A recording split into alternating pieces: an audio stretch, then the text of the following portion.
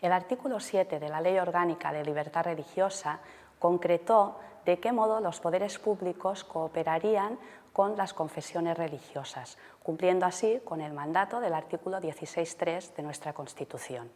Precisamente la vía pacticia fue el mecanismo establecido y fruto de este mecanismo surgieron los acuerdos de cooperación de 1992 entre el Estado español y la Federación de Entidades Religiosas Evangélicas de España, la Federación de Comunidades Judías de España y la Comisión Islámica Española.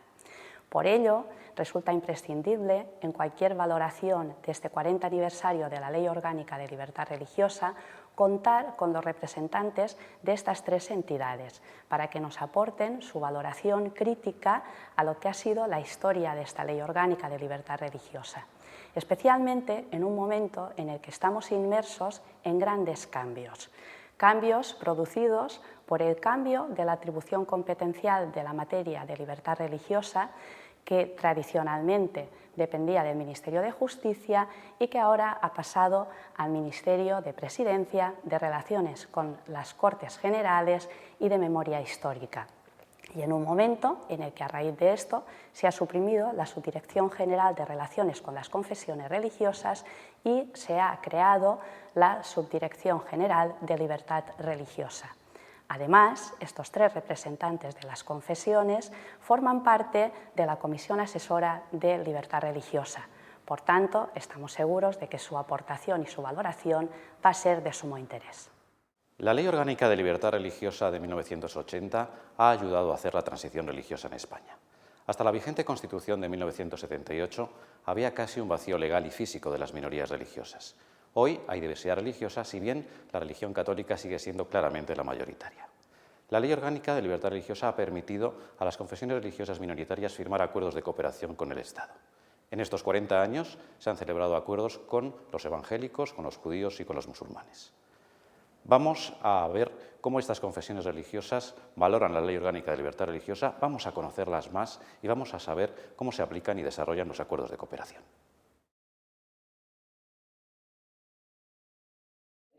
Es un tema de rabiosa actualidad, es la conmemoración de los 40 años de la Ley Orgánica de Libertad Religiosa, una ley orgánica que en algunos aspectos supongo que habrá quedado ya un poquito envejecida, pero 40 años por una ley orgánica como la de libertad religiosa, con todo lo que está pasando en nuestra sociedad, supongo que habrá mucho que discutir y aquí se plantearán también cuestiones muy interesantes. La FEREDE está integrada por numerosas iglesias, incluye incluso 2 iglesias ortodoxas. La pregunta es, ¿cómo se consigue la armonía interna en la FEREDE?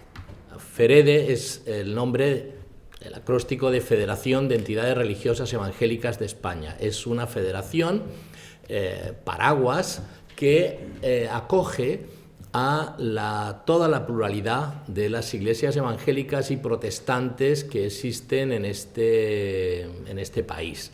Entonces, siempre se nos ha dicho, ¡ay, los protestantes son muy diversos, unos de una manera, otros de otra! Pues sí, pero estamos todos en la misma federación, al objeto de dialogar con el Estado, con las administraciones públicas. Entonces, tenemos ahí una interlocución.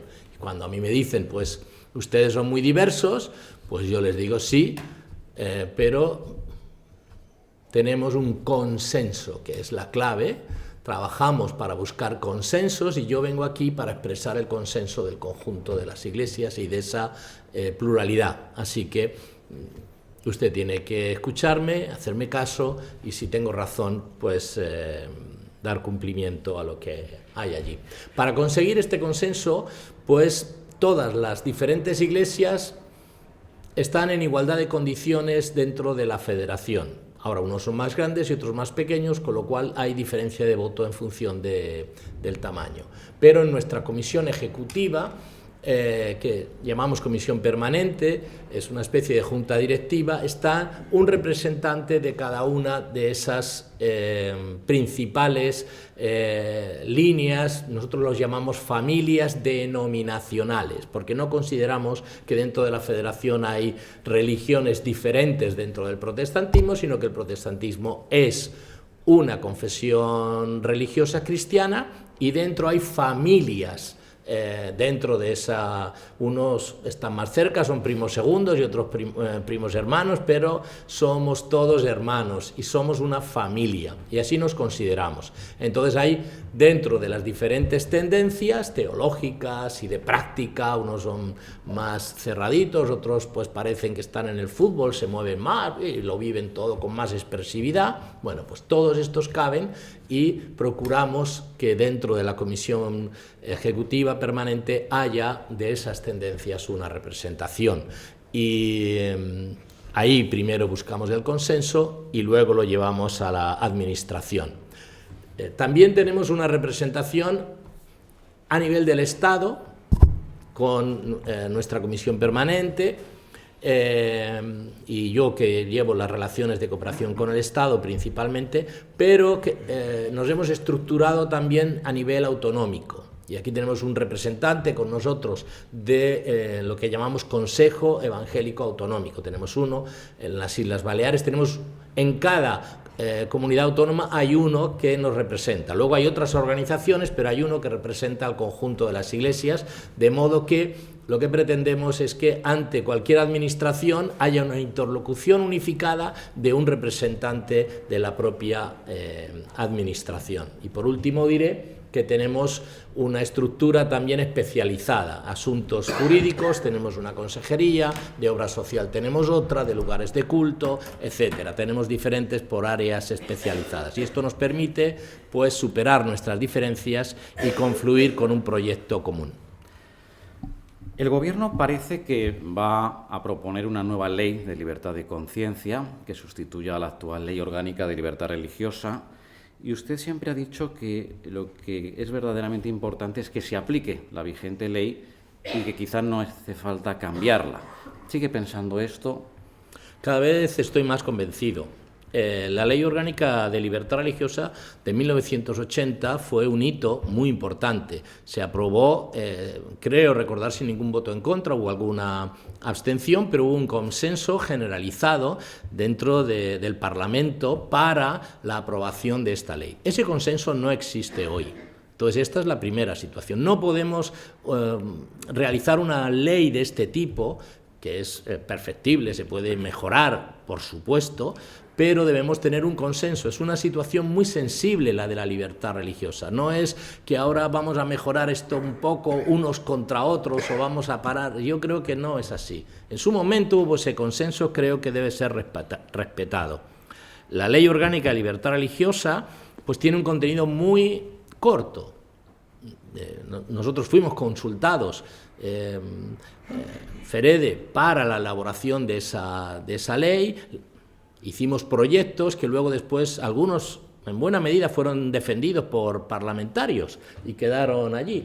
Y creo que es una ley adecuada. Es muy cortita, pero no ocurre nada, porque puede desarrollarse en aquellos aspectos que no sean de carácter orgánico. Nosotros hemos pedido que se complemente primero con una ley de neutralidad de los cargos públicos, que se diga qué tienen que hacer los cargos públicos, hasta dónde pueden intervenir en sus relaciones con las confesiones o no, tienen que relacionarse, pero tienen que ocupar una posición neutral, a nuestro juicio. Y luego también debería completarse con una ley que señale los derechos y también las obligaciones de todas las confesiones religiosas y marque una igualdad. Estamos un poco en un limbo, no sabemos muy bien qué obligaciones fiscales tenemos, no sabemos muy bien qué derechos de cierto tipo tenemos, no sabemos muy bien dónde se puede establecer un lugar de culto. Eso debería regularse, a mi juicio, por una ley.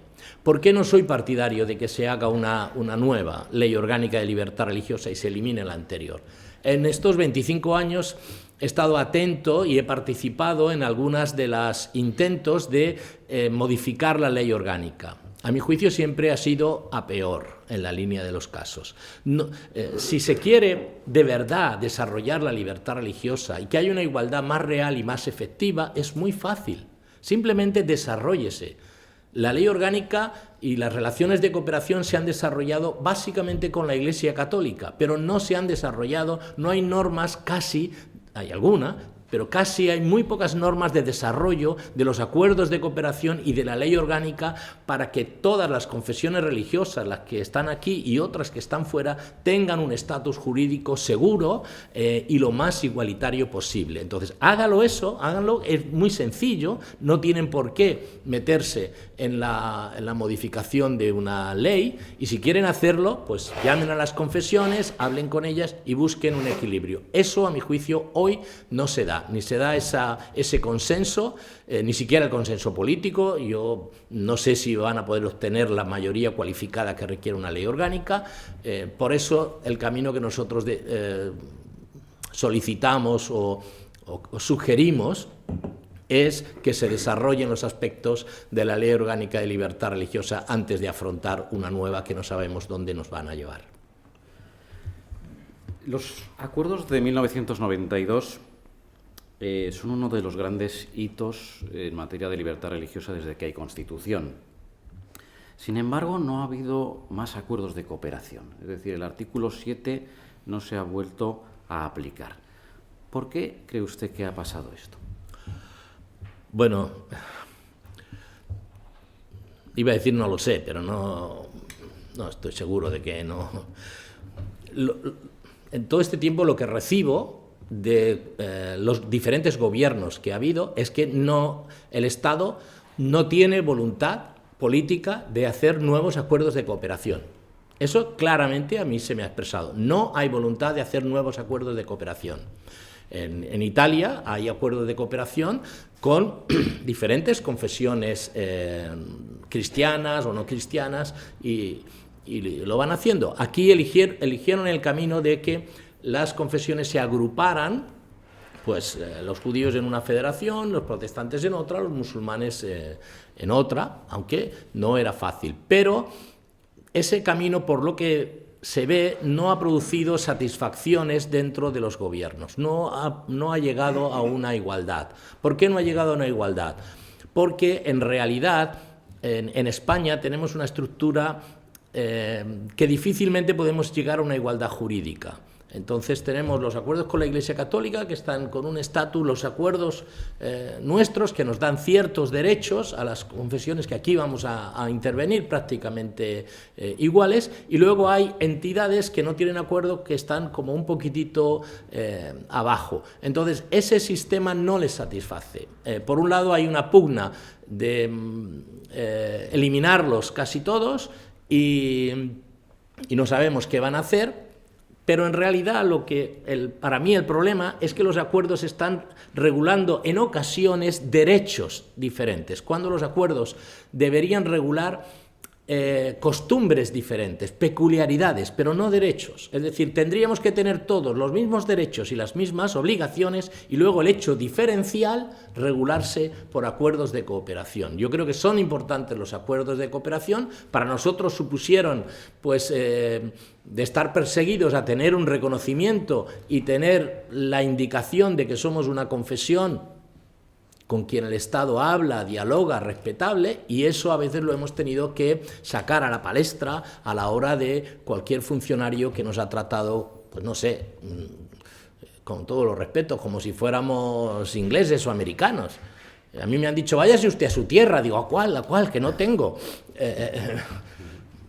¿Dónde me voy? Que yo he nacido aquí. Bueno, es que como en no sé qué país hacen no sé qué cosa, oigan, yo soy español, no tengo dónde irme.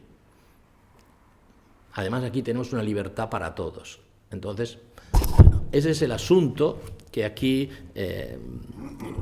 tenemos y es grave, es lo que tenemos que solventar. Por ello, yo creo que el sistema no es muy adecuado, no es muy ajustado, y por eso creo que los gobiernos no nos da una igualdad, no han querido hacer acuerdos a la italiana con multitud de confesiones religiosas, pero tampoco se atreven. ¿Qué están haciendo? Perdón, y con esto termino. Están intentando que por medio de leyes ordinarias se llegue a una equiparación. Por ejemplo, la ley del mecenazgo es la que más ha equiparado Casi todos los derechos que están en los acuerdos de cooperación están incluidos en la ley del mecenazgo, beneficios fiscales para las entidades que cumplen esos requisitos. Por tanto, es a través de la ley del mecenazgo o de otras leyes así donde se va a conseguir una mayor equiparación. Habitualmente se habla de la denuncia de los acuerdos del Estado con la Santa Sede, porque establecen privilegios.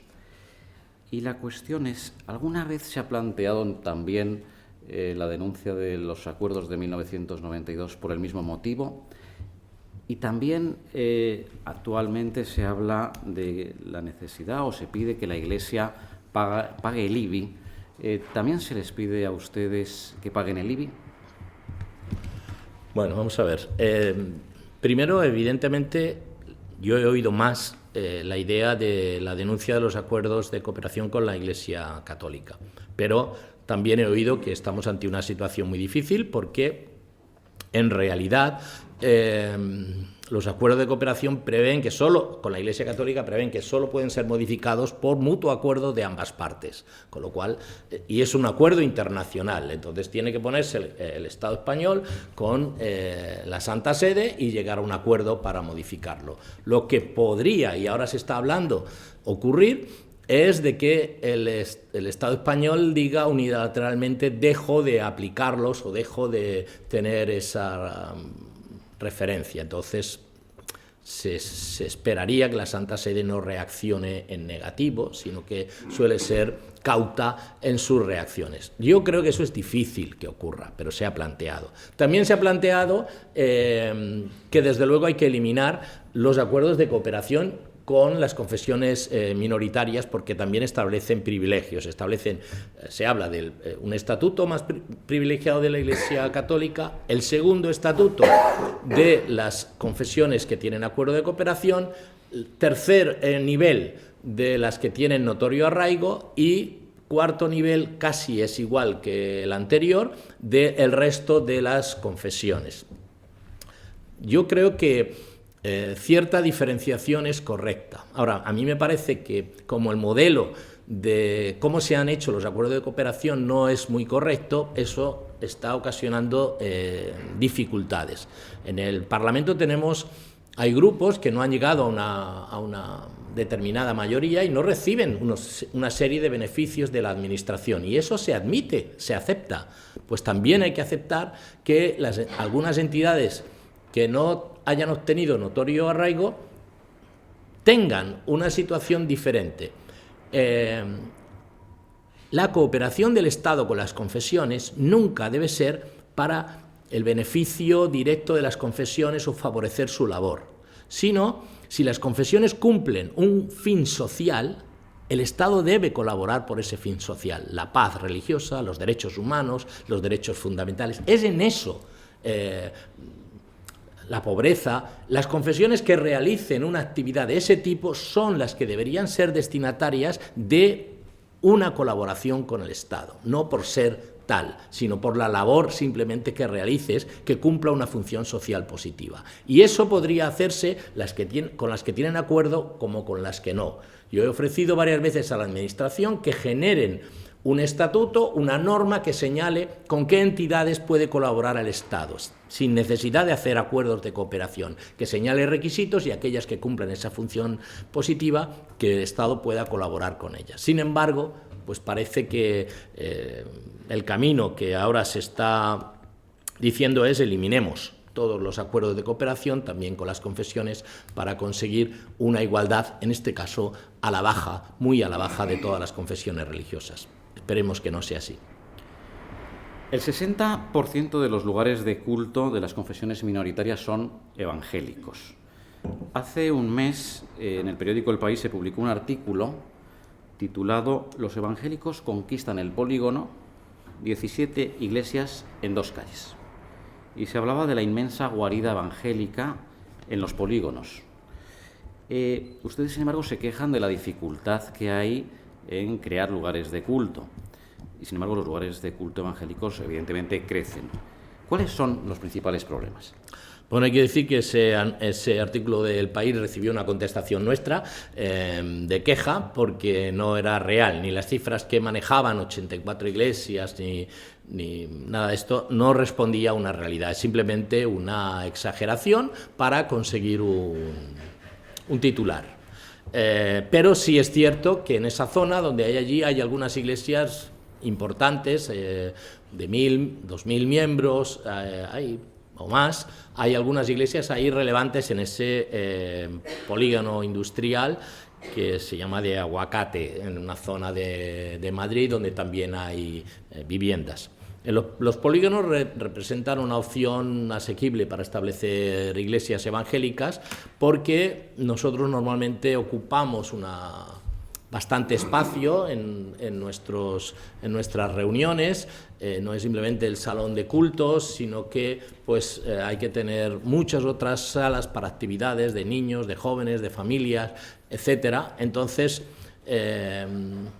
esa disposición de terreno pues, está mucho más asequible en un polígono. Además, pues, la gente va con sus coches, en los polígonos industriales los domingos puedes aparcar. Entonces resulta una opción económica. No es que queramos ir a los polígonos, preferimos ir al centro, pero hay lugares donde no quieren que estemos en el centro. Hay normativas que nosotros hemos impugnado donde prohíben que una confesión religiosa que ya no esté establecida pueda abrir un centro de culto en el centro de una localidad.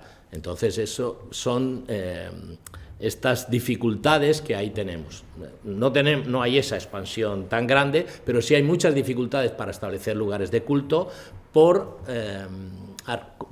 la normativa municipal en muchos de los casos, y en algunos casos porque los responsables municipales quieren utilizar la discrecionalidad que tienen los ayuntamientos para regular y ordenar el territorio, quieren utilizarlo para limitar la libertad religiosa. Un caso que citamos es el del Ayuntamiento de Torrejón de Ardoz, cerca de Madrid, que ha establecido que no puede haber un lugar de culto cerca de cualquier otro lugar de culto, de cualquier otra confesión, a menos de 500 metros.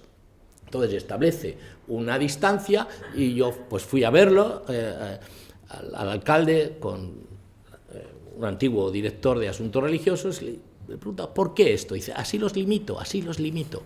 Nos lo acabó confesando. Y digo, oiga, pues limite los bares así, limite los bancos. Oiga, es que un bar como... Bueno, pues un bar, uno tiene derecho a abrir un bar, pero no es un derecho fundamental de abrir un bar. Sin embargo, el derecho de reunión de las confesiones religiosas sí está dentro de un derecho fundamental. Para limitar ese derecho, que no es ilimitado, tiene que marcarse legalmente y tiene que justificarse por qué.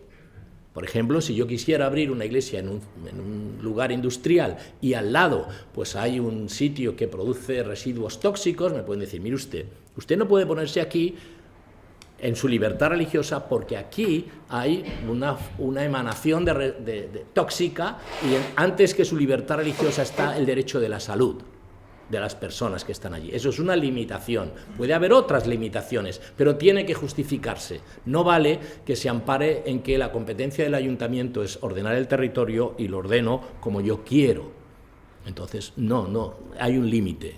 Ordénelo usted como quiera en determinados aspectos, pero respete el derecho fundamental de libertad religiosa. Es necesario que en ese conflicto de derechos lo armonicemos. Nadie tiene derecho absoluto, vamos a regularlo y vamos a racionalizarlo, es lo que nosotros pedimos para que todos podamos tener un lugar. La tradicional competencia en asuntos religiosos ha sido llevada desde hace siglos por el Ministerio de Justicia y recientemente, desde enero de este año, ha pasado al Ministerio de Presidencia. Me gustaría saber cuál es su valoración y también, viendo la nueva reestructuración, ha pasado de haber una Subdirección General de Relaciones con las Confesiones a una Subdirección de Libertad Religiosa. Esto unido al hecho de que se va a proponer una ley de libertad de conciencia, la pregunta es, ¿las confesiones religiosas han pasado a un segundo plano? ¿Prima ahora principalmente la libertad religiosa individual? Bueno, nosotros hemos estado siempre en un segundo o tercer plano, entonces no nos llama mucho la atención eso. Nos hemos sentido una religión de segunda clase en el trato siempre. No sé qué va a ocurrir. La verdad es que esta situación política es tan incierta en muchos de los aspectos dentro del Estado, no sé qué va a ocurrir. A mí conceptualmente me parece mejor que asuntos religiosos pase a presidencia del Gobierno, porque es un aspecto, vamos a decir, ¿cómo se llama ahora? Sectorial, con la libertad religiosa tiene unas derivaciones en aspectos que tienen que ver, por ejemplo, con sanidad, asistencia religiosa en hospitales, en Fuerzas Armadas, en cárceles, tiene que ver con obra social, Ministerio de Sanidad, tiene que ver con muchas otras competencias. Es entonces un asunto que no solamente tiene que ver con libertad religiosa, sino que tiene unas repercusiones transversales que afectan a otros ministerios. El de educación para la enseñanza religiosa, por ejemplo. Entonces, cuando un subdirector de asuntos religiosos, porque encima antes era dirección general, luego lo bajaron, cuando un subdirector de asuntos religiosos quiere tratar un tema, por ejemplo con seguridad social, un subdirector de asuntos religiosos del Ministerio de Justicia se dirige pues a un director general de seguridad social. Tiene muy pocas posibilidades de que le hagan caso, muy pocas. Sin embargo, si viene de presidencia, eso asusta un poco más. Nosotros conseguimos la equiparación civil a los títulos de grado hace unos años, y fue porque se encargó a alguien de presidencia del Gobierno y llamaba para que ANECA evaluara nuestros títulos, a ver si cumplían los mismos requisitos que la universidad. Lo hicieron y luego tenía que haber una decisión política, y alguien de presidencia del Gobierno, aunque era un mero asesor de libertad religiosa, pues fue acompañando a eso. Le llamo de la vicepresidencia, le llamo, y eso a la gente le ponía más firme y se pudo poner en marcha. Por tanto, yo creo que está mejor ubicada, a pesar de que lo han dejado como una subdirección. Yo creo que si también querían una interlocución unificada, tanto de la Iglesia Católica como de nosotros, deberían haber subido el nivel, porque la Iglesia Católica creo que mantendrá sus relaciones a través del Ministerio de Asuntos Exteriores con el nuncio. Pero está mejor ubicada. Ahora, que eso vaya a ser bien o mal, no tengo ni idea. Y ¿cómo lo van a aplicar? Porque dependerá de la persona que pongan allí, y dependerá también de si hay una decisión de los gobiernos. Hasta ahora no ha habido una política religiosa. Lo que ha habido es, déjenlo, no tocar mucho, no tocar las cosas con la Iglesia Católica, o levemente algo de la educación, pero tampoco con las minorías. Ahora algunos están propugnando tocar, pero para plantear una especie de competencia o de lucha con la Iglesia Católica, y en mi experiencia, cada vez que esa lucha se ha planteado, yo se lo he dicho así a algún representante del Gobierno. Le he dicho: vosotros queríais haber dado una patada en el trasero de la Iglesia Católica. Esto no se está grabando, esta parte, evidentemente, ¿no? Y como su trasero es muy alto y muy gordo, no habéis llegado, pero nos habéis dado a nosotros, que es más asequible. Entonces, siempre la Iglesia Católica tiene otros canales, y la parte que siempre ha sido perjudicada, pues en general hemos sido las minorías. Esa es mi impresión. Espero que ahora no sea así, y que la libertad religiosa se desarrolle de una forma más igualitaria y más libre para todos. Muchas veces le he oído decir que la FEREDE es la confesión invisible, porque no se diferencian en hábitos alimentarios ni en vestimenta religiosa. ¿La Administración les hace menos caso por ser menos diferentes? Bueno, yo siempre digo que sí, que nos hace menos caso. Tampoco tenemos un Estado detrás. Nosotros nos creímos que la libertad religiosa iba a tratar básicamente con nosotros, y que también el interlocutor principal dentro de la Iglesia Católica va a ser la Conferencia Episcopal, pero no es así. Hay otros intereses y hay otras relaciones que juegan allí. Nosotros no tenemos nadie que en algún caso pueda presionar, y desde luego pues sí nos sentimos que en ocasiones, pues por no destacar en algunas de las cosas, especialmente comemos de todo, vestimos pues como la gente de la calle, pues entonces eso hace que no se nos preste atención porque a veces no somos un problema.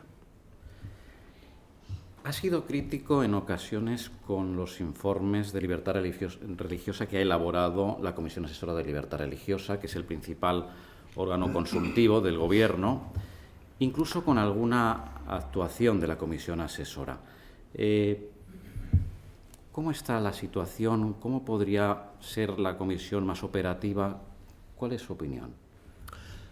La Comisión Asesora hasta ahora ha sido un órgano del Ministerio de Justicia, ahora pasará a Presidencia, formado por un tercio de personas de la Administración, otro tercio de personas son expertos básicamente de derecho eclesiástico del Estado, derecho constitucional o cualquier otro, pero expertos en materia de libertad religiosa, y otro tercio son representantes de las confesiones. Su función es asesorar al Estado, a la Administración, en determinadas cuestiones que puedan afectar a la libertad religiosa, llámese proyectos de ley o situaciones que se puedan dar, cómo se está viviendo la libertad religiosa. Es decir, debería velar porque la libertad religiosa fuera real y efectiva y corregir o sugerir, porque no tiene carácter vinculante, sus dictámenes, sugerir aspectos que sean relevantes. También una de sus funciones es, si hay algún otro nuevo acuerdo de cooperación, ellos valorarán, harán un dictamen recomendando o no que se haga esos nuevos acuerdos de cooperación. Bueno, nuevos acuerdos ya hemos dicho que no hay, entonces no desarrolla ahora mismo esa función, no la ejecuta, pero tampoco, a mi juicio, yo llevo más de 20 años o 25 en la Comisión Asesora de Libertad Religiosa y no realiza una función de asesorar al Estado en materia de libertad religiosa, no hace dictámenes, no hace recomendaciones. Lo único que ha hecho en los últimos años, cuando se cambió la normativa, se hacía un dictamen, un informe anual de la libertad religiosa, pero era un informe que yo he criticado y me he negado a votar favorablemente porque era un informe edulcorado. Oculta un poco la realidad, dice que todo está bien, que vamos avanzando, y yo creo que lo que tenemos en España, sobre todo con las minorías, es un inmovilismo. No se quiere cambiar algunas cuestiones y algunas dificultades que están ahí con respecto a la libertad religiosa. Para que solamente dar un ejemplo, en 2012, hubo una sentencia del Tribunal Europeo de Derechos Humanos que condenó a España a incluir a los pastores evangélicos en la seguridad social porque se les había negado por la sola condición de ser pastores evangélicos. Se les había impedido desde la época de Franco hasta 1999 estar incluidos en la seguridad social. Un poco antes del 99, en el 99. Entonces nosotros eso lo recurrimos, eran personas a las que no se les permitía cotizar, españoles, no se les permitía cotizar. Eso se ganó, tuvimos que ir hasta el Tribunal de Estrasburgo porque aquí no había nadie que nos hiciera caso, y desde ese momento hasta el momento actual estamos esperando que España ejecute la sentencia. En el momento actual. Yo estoy esperando que los nuevos representantes de asuntos religiosos nos reciban para volver a plantear esto. Oiga, esto es una sentencia de hace no sé cuántos años que ustedes tienen que aplicar y desarrollar. No es que no lo aplicaran normalmente, sacaron un Real Decreto para que no se pudiera cumplir por nadie. Lo impugnamos, lo volvimos a ganar otra vez, pero seguimos sin que eso se desarrolle. Esto es lo que nos sentimos. Yo pues soy muy me tensiono con la Comisión Asesora y con el Gobierno por su inmovilismo, de que no quieren hacer nada, no se atreven, bueno, vamos a dejarlo para una época, ahora no están las cosas, no lo sé. Afronten este problema y si quieren hacernos una libertad religiosa, pues empiecen por ejecutar las cosas, las condenas de los tribunales. No, es así de sencillo, pero lo que puede ser sencillo, para nosotros no lo es. Para nosotros no lo es. La Ley Orgánica de Libertad Religiosa no define el término ministro de culto, sí lo hacen los acuerdos de 1992. ¿Sería bueno que la ley diera una definición de ministro de culto? Y por otro lado, en la FEREDE hay mujeres que son ministros de culto. ¿Cuántas hay? Perdón, que me voy a volver para atrás. En la pregunta anterior habíamos dicho sobre el informe de la comisión asesora. En la actualidad, el informe de la comisión asesora ya no se hace así, sino se hace temáticamente, y sí han aceptado que ese informe haga propuestas de mejora de una situación. Entonces, no sería justo dejar solo la crítica y mi voto negativo, sino que ahora tengo la expectativa de que pueda hacerse de manera diferente y espero que sea así. Bueno, paso a responder a esta pregunta sobre la definición. Efectivamente, no hay una definición quizá muy exacta de lo que es un ministro de culto. Personas dedicadas con carácter estable a la función religiosa, de asistencia religiosa. Es la propia confesión quien tiene que decir quién es un ministro de culto.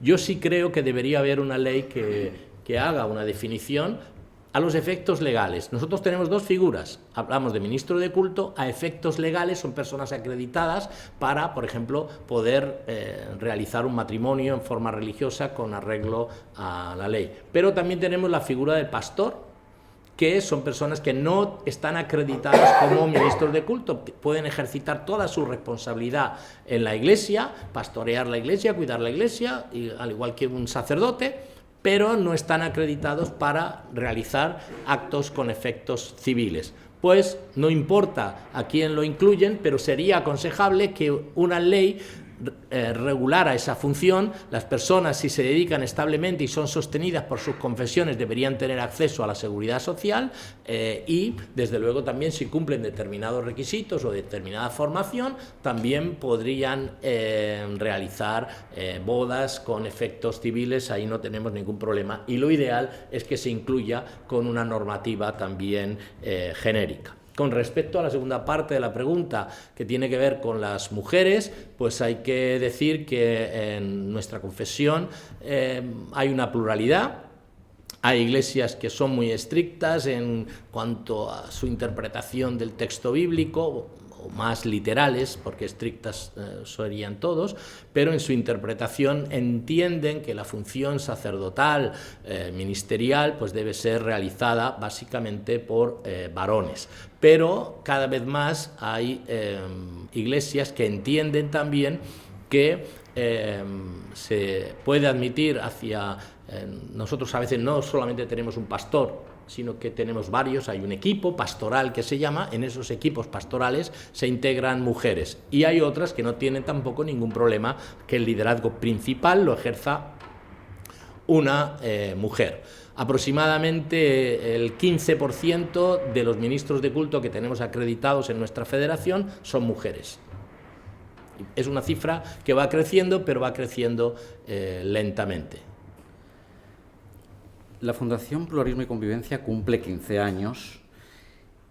¿Cómo ha ayudado la Fundación a hacer más visibles a las comunidades evangélicas? Pues de una manera muy notable. La Fundación Pluralismo y Convivencia fue el resultado de una solicitud que hicimos en la época donde Mercedes Rico era directora general. Puede que otras confesiones, yo no recuerdo ahora mismo, pero nosotros planteamos que queríamos tener el IRPF del mismo modo que lo tiene la Iglesia Católica. Planteamos al ministro de Justicia de aquella época, Mariano Fernández Bermejo, le dijimos: mire usted, si esto es una cuestión de igualdad, no de las confesiones, sino del individuo, que uno, por ser ciudadano, puede ayudar con sus impuestos a una determinada confesión, y ese mismo individuo no puede ayudar con sus impuestos a otra confesión. Digo, eso no está justificado con nuestra Constitución española, a mi juicio. O se quita para todos o se pone para aquellos que lo soliciten y también puedan acreditar que van a hacer un uso adecuado y constitucional de esta situación. Nosotros no lo queríamos para el culto, pero sí para ayudar a la estructura representativa de nuestra federación y la obra social, básicamente. Entonces nosotros lo solicitamos y Mercedes nos dijo no se dan todavía las condiciones, hay un miedo, no sé a qué, a la igualdad, pero sí podemos hacer esto. Es otra cosa, la Fundación Pluralismo y Convivencia tiene como objetivo paliar las desigualdades, visibilizar a las confesiones y también trabajar con la Administración para ayudarles a integrar a los grupos religiosos en las diferentes comunidades autónomas. Creo que con independencia de lo que hubiera ocurrido con la casilla, la Fundación era necesaria.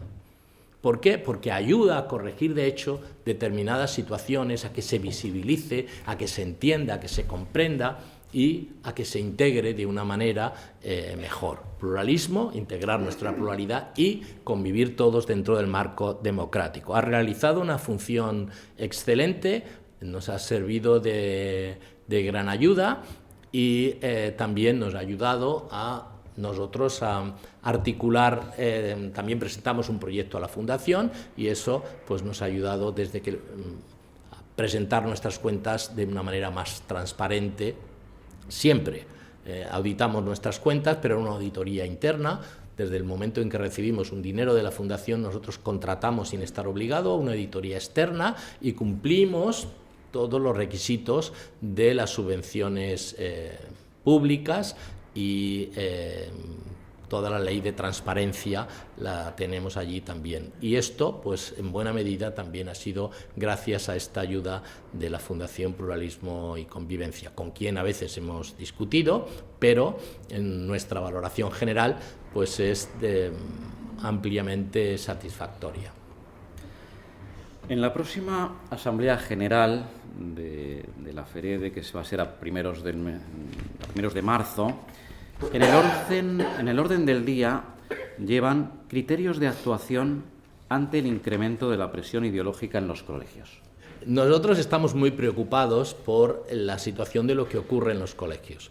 Antes de que se inventara esto del PIN parental, nosotros ya habíamos estudiado y habíamos sacado una recomendación para las madres y padres de nuestros niños para que no sean obligados a recibir una formación que pueda violentar nuestra identidad religiosa. Nosotros somos partidarios de que los chicos sean educados en pluralidad, en aceptación de todo tipo de personas y de situaciones y de matrimonios, etcétera, pero no deben ser invitados a participar en no sé qué tipo de actividades. Y hemos recibido bastantes noticias de determinadas situaciones que no nos parecen que respetan la neutralidad de la propia administración. No queremos que desde los colegios se mande una ideología hacia nuestros hijos. Yo estudié religión católica porque no había opción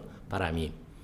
Y me decían los chicos, no, ahora peléate con el cura, haz no sé qué, hazle preguntas de tal, ¿no? Y yo no he tenido ningún problema. Yo sé que nuestros chicos tienen que vivir en un entorno donde van a recibir unas determinadas influencias. Pero yo creo que del mismo modo, yo no quise que mis hijos recibieran religión católica para que se les diera algo neutral. Y no quiero que ahora se pase al lado contrario. Se les marque alguna otra situación. Queremos que tiene que haber una información.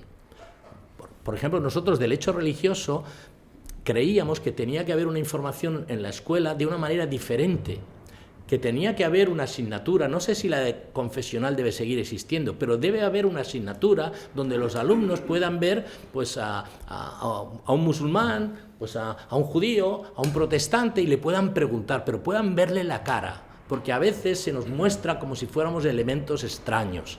Yo recuerdo en mi juventud cuando me hice protestante, yo estaba en una familia católica y estaba hablando allí con una serie de compañeros universitarios y recuerdo una que estaba así con una cruz así, haciéndome así en la esta, ¿no? Y yo al principio digo, ¿qué le pasa a esa chica? No, me estaba ahí tratando de exorcizar por el miedo que le habían metido. Entonces, esto es lo que debemos eliminar.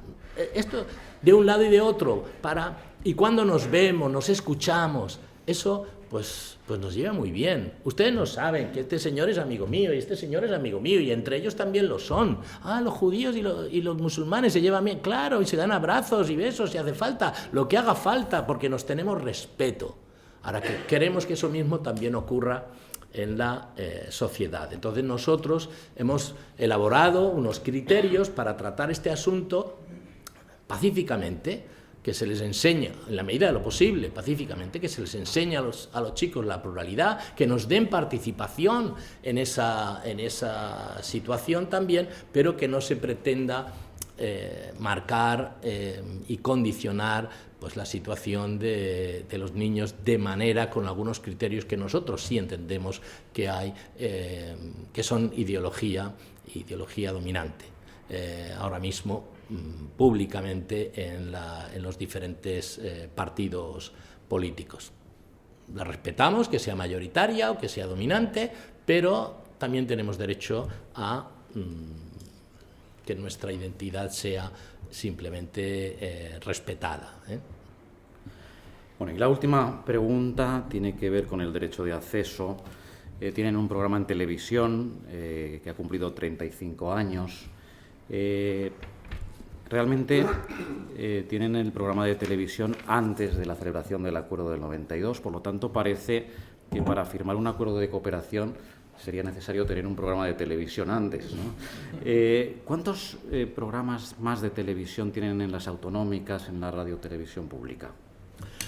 Bueno, en principio hay que decir que efectivamente ese programa de televisión se dio hace 35 años también para judíos protestantes y musulmanes, y eso también muestra de que, quizá lo contrario, de que no es necesario tener un acuerdo de cooperación para desarrollar. La cooperación que se señala en la Constitución y en la Ley Orgánica con las confesiones no necesariamente tiene que tener forma de una ley. El Estado puede cooperar sin necesidad de una ley. Entonces no es obligado. Puede tener lugar mediante una ley, cosa que ocurrió en el 92 y 10 o 12 años antes estaba esto allí marcado. Entonces, ¿qué tiene que haber? Sensibilidad de integrar la pluralidad y mostrarla. Eso es lo que ocurrió. ¿Dónde se ha desarrollado más?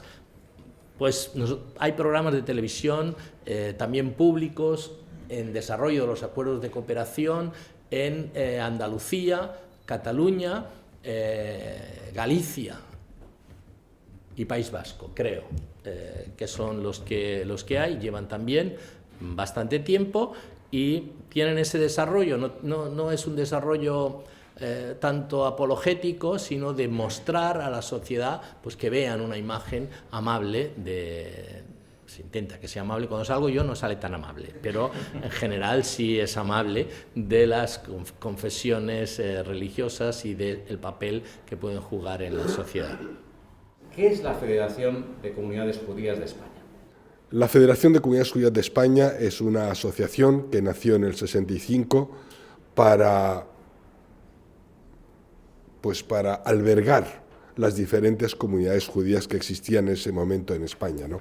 Fue creada por la comunidad judía de Madrid y de Barcelona y de Melilla en la época, y hoy en día pues alberga en forma de paraguas a las comunidades judías de España, que son 13, y otras asociaciones también judías. Tengo la sensación de que la Federación de Comunidades Judías en los últimos años ha estado muy vinculada a Israel y le he escuchado hablar o decir de la centralidad de Israel. ¿Es así? Bueno, el pueblo judío está ligado a la tierra de Israel. En efecto, no se concibe el pueblo judío sin la tierra de Israel. Israel se menciona en los momentos más importantes de la evolución del hombre, en el nacimiento, en la mayoría de edad religiosa, en el día del casamiento, cuando se rompe un vaso en recuerdo de la destrucción del templo de Jerusalén, y en el momento de la muerte. No concebimos ni el judaísmo ni la práctica del judaísmo sin tomar en consideración la centralidad de Israel. Por otra parte, siempre, no olvidemos que el pueblo judío ha vivido su historia fuera de la tierra de Israel durante 2000 años de exilio. Solo llevamos en la tierra de Israel 70 años, ¿no? Y por tanto ha sido una aspiración histórica hasta que se hizo política y fue posible solo después de la Segunda Guerra Mundial. Este año ha sido muy especial la conmemoración del Día Oficial del Holocausto. Se cumplía el 75 aniversario de la liberación de Auschwitz. Cada 27 de enero, en los últimos años, se celebra un acto en el Senado. ¿Qué puede decirnos de este acto? Bueno, efectivamente fue un poco especial porque era el 75 aniversario de la liberación de Auschwitz y además Su Majestad el Rey estuvo primero en Jerusalén y después en Auschwitz, y el acto en el Senado, que fue presidido por la presidenta del Senado, y asistió también la ministra de Presidencia por primera vez, y no el ministro de Justicia. Fue un poco especial, como lo son todos los actos que se producen en el Senado, ¿no? Para nosotros es importante. En la Torá la palabra historia no existe. Sí existe la palabra recuerdo. Y nosotros recordamos a las víctimas de la Shoah, nos parece importantísimo. Es hablar del Holocausto, es hablar del antisemitismo. Y sí quisiera remarcar que el antisemitismo afecta desde luego a los judíos, pero afecta al resto de la sociedad por igual o peor. Siempre solemos repetir que cuando se produce una tragedia para el pueblo judío es porque se está fraguando una catástrofe para la humanidad. Es verdad que se asesinó de manera sistemática a 6 millones de judíos durante la Segunda Guerra Mundial, utilizando los recursos de un Estado democrático, culto, inteligente, pero la Segunda Guerra Mundial costó más de 66 millones de muertos. Fue realmente la mayor catástrofe de la historia de la humanidad, ¿verdad? Estoy convencido de que gran parte del éxito de la libertad religiosa en España son las propias confesiones y sus líderes. ¿Es difícil liderar el judaísmo en España? ¿Es difícil ser interlocutor con el Estado siendo una minoría? Bueno, en primer lugar, tenemos que decir que nosotros, los judíos, estamos agradecidos a España y a la sociedad española. Se ha dado un giro impresionante. El cambio lo marca el advenimiento de la democracia y la aprobación de la Constitución del 78. Se reconoce, en primer lugar, el factor religioso en la sociedad, y el artículo 16 reconoce la libertad de religión. La aspiración del pueblo judío durante 2000 años de exilio en la diáspora, en el mundo. Los judíos siempre hemos reivindicado el derecho a la diferencia. ¿Por qué? Porque siempre hemos querido cumplir con nuestras tradiciones y siempre hemos respetado al resto de religiones.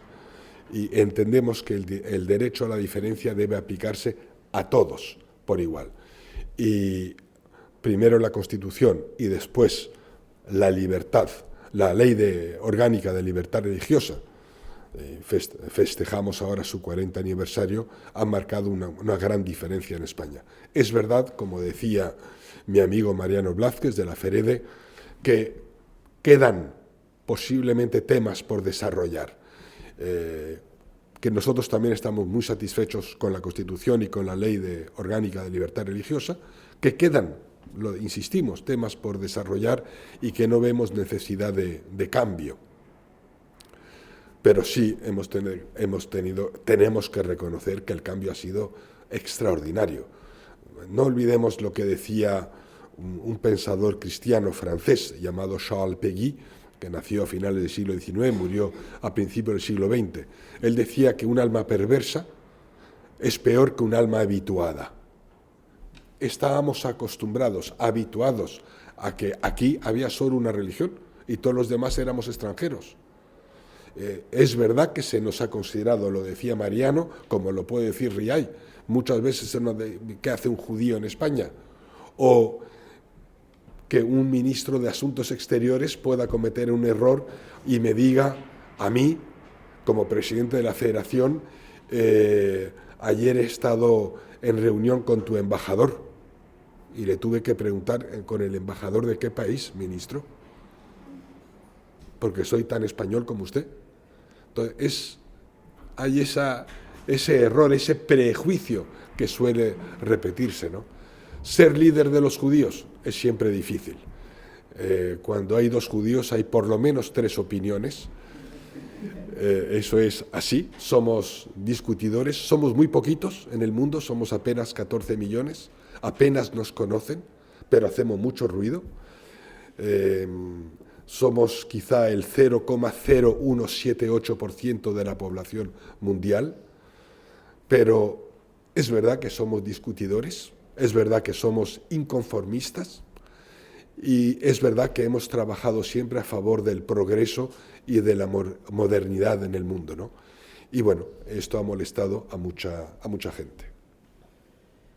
Los acuerdos de cooperación, ustedes evidentemente, con el Estado, prevén una comisión mixta con representantes de la Administración y de cada confesión para ver la aplicación y desarrollo del acuerdo. Me gustaría saber si esta comisión mixta ha funcionado en algún momento. ¿Qué podría decir? Bueno, desde luego alabamos la existencia de los acuerdos firmados en el 92 con el Estado español. Aquí estamos los máximos representantes. Han sido buenos para las religiones y creemos que ha sido bueno para España, haciendo de España una sociedad plural y diversa, siguiendo el mandato del artículo 16 de la Constitución. Comisión mixta, ni se la ha visto ni se la espera. Pero sí tenemos una comisión asesora de libertad religiosa, ha hecho referencia Mariano a ella hace un rato. Yo creo que mi valoración es absolutamente positiva y yo que he participado a lo largo de estos 8 años en muchas de las reuniones, primero estoy agradecido y segundo tengo que decir que alabo la existencia de esta comisión asesora. Ha sido interesante, ha sido positiva, ha sido constructiva y lo que hemos visto es que hay una voluntad evidente por parte del Estado español y de los distintos gobiernos que hemos conocido en el respeto por el derecho a la diferencia y por el factor religioso. ¿Sigue el 36% de los alumnos de secundaria sin querer tener un compañero de mesa judío, como decía una encuesta de hace 12 años? ¿Se vive con inquietud en España siendo judío? Bueno, efectivamente es una pregunta interesante. Recuerdo esa encuesta, fue pequeña porque la muestra fue solamente de 1.500 estudiantes de secundaria, donde el 36% decía que no admitiría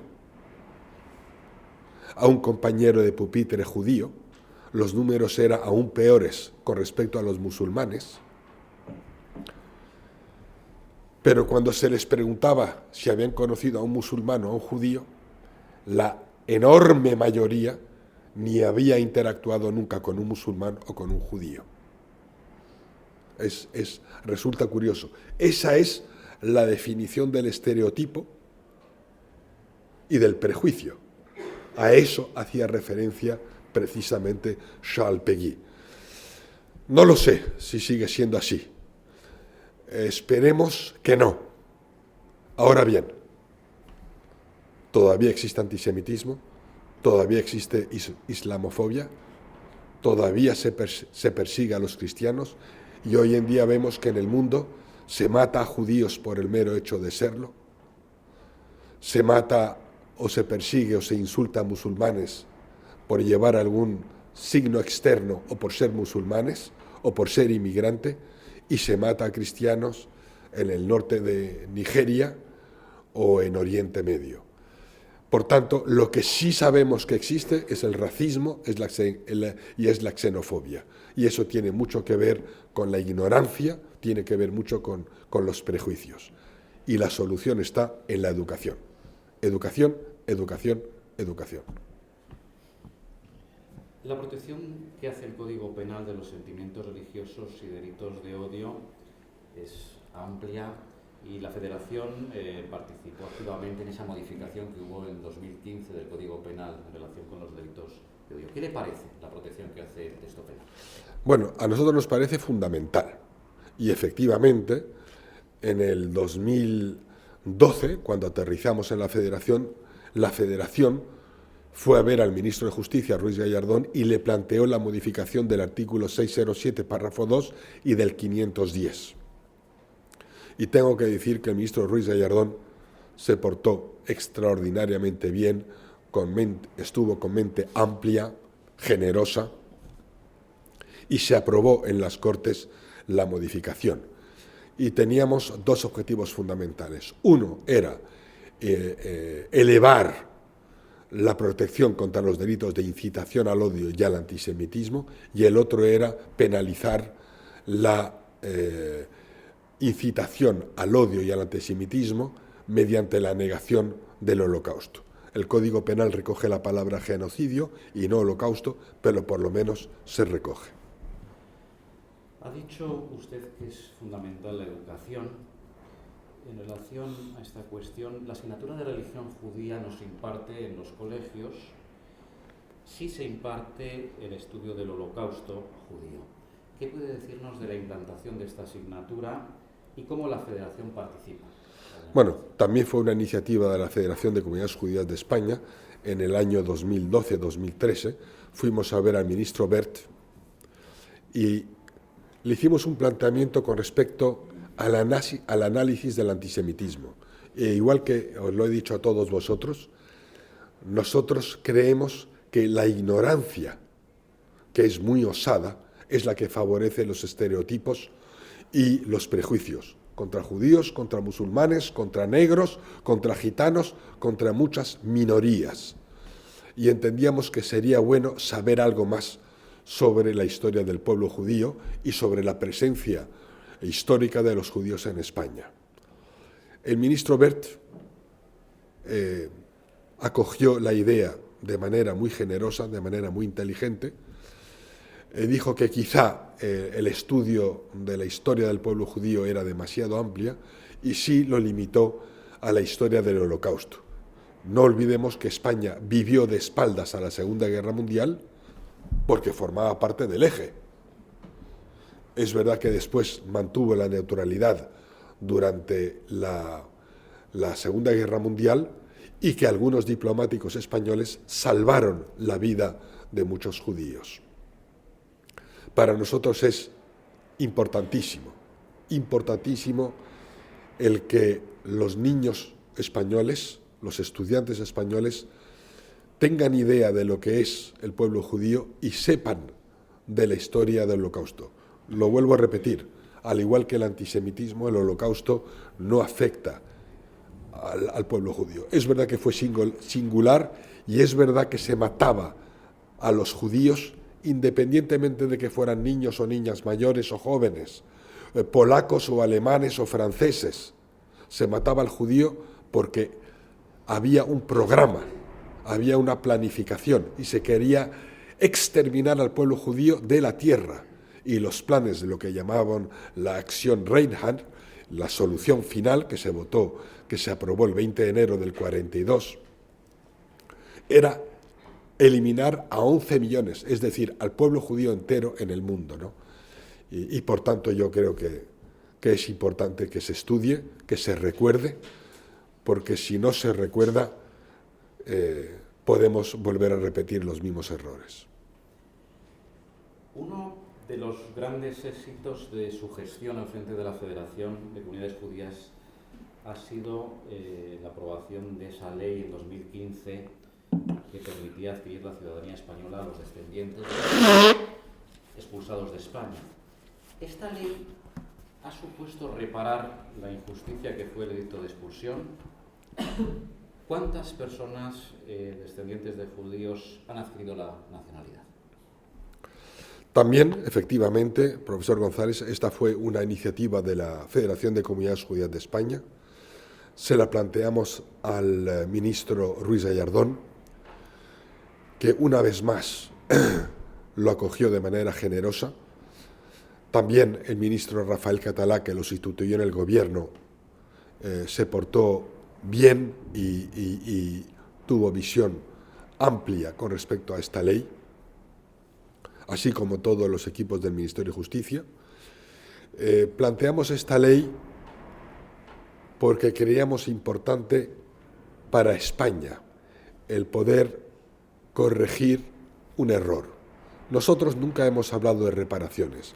Nosotros no solemos mirar atrás, porque cuando se mira atrás se corre el riesgo de convertirse en estatua de sal.